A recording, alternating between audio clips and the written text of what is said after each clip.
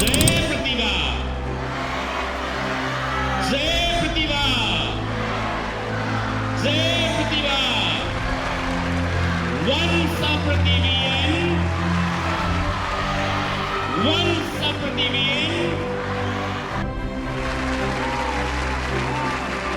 भित्ताहरू त्यही छन्, सिटहरू त्यही छन्, व्यक्ति विशेष त्यही छन्।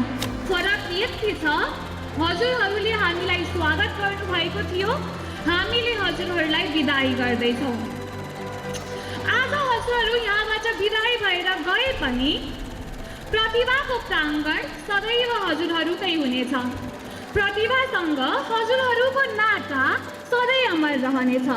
सधैँभरि हाँस्दै रमाउँदै खुसीका पलहरू साँच्न यो हलमा जम्मा हुने हामी आज भने अलि नरमाइलो मान्दै कक्षा 12का दाइ दिदीहरूलाई बिदाई गर्न जुटिसकेका छौँ।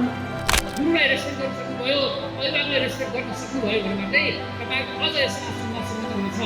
र हम्बल बिना एउटा तपाईँको त्यो चाहिँ हामीलाई अगाडि बढ्नुको लागि त्यसले रोक्न सक्छ, तपाईँलाई रोक्न सक्छ।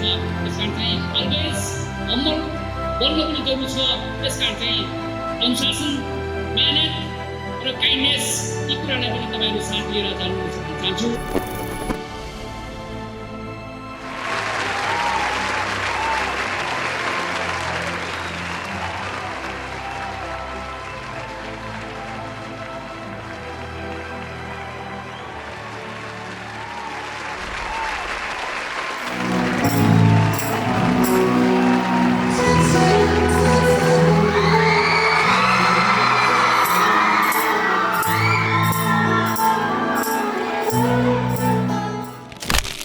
को बोर्ड परीक्षामा समावेश हुँदै हुनुहुन्छ।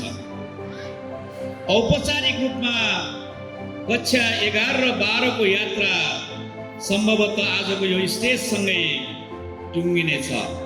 तर once a Pratibhian, always a Pratibhian। तपाईँ प्रतिभाको मन, मस्तिष्क र आत्माबाट तपाईँ कहिल्यै टाढिनु हुने छैन।